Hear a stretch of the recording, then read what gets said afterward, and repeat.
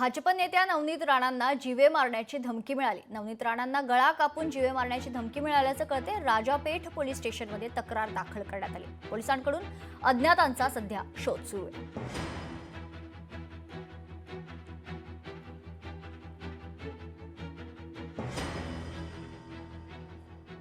आज आम्ही राजापेठ पोलीस स्टेशनला संबंधित PI साहेबांना या ठिकाणी रिपोर्ट दिला आहे आणि त्याच्यावर ईसा भाई नामक जो कोणी आहे समाजकंटक त्याच्यावर सखोल कारवाई झाली पाहिजे।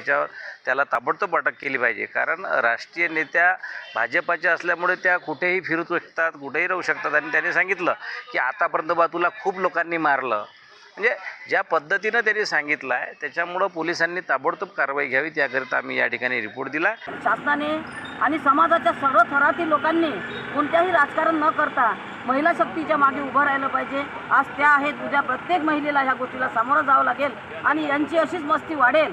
म्हणून सगळ्यांनी आज महिला शक्तीने जिल्हाधिकाऱ्यांना निवेदन दिलेलं आहे, पोलीस आयुक्तांना सुद्धा आम्ही निवेदन देतो आहे आणि ह्या वारंवार होणाऱ्या घटनेला कुठेतरी एक खीळ बसली पाहिजे अशी आमची प्रशासनाला विनंती। कायदा सुव्यवस्था पाहता आणि तुम्ही याच्यावरती लवकरात लवकर कारवाई करावी, कारण तो काय दारू पिऊन होता का गांजा पिऊन होता हे माहीत नाही, परंतु अशा प्रकारचं कुठल्याही महिलेविरुद्ध वक्तव्य करणं हे अतिशय निंदनीय आहे।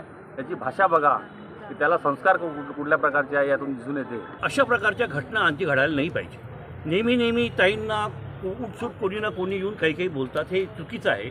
एक मोठ्या सन्माननीय नेत्या आहेत, ते आमच्या पक्षाच्या राष्ट्रीय नेत्या आहेत, स्टार प्रचारक आहेत, अशा व्यक्तीबद्दल बोललं नाही पाहिजे। त्याच्यामुळे आम्ही एक निवेदन दिलं कलेक्टर साहेबांना आणि तसंच आता आम्ही एक निवेदन CP साहेबांना देणार। लोकशाही मराठी ऐका, पहा, जागरूक रहा।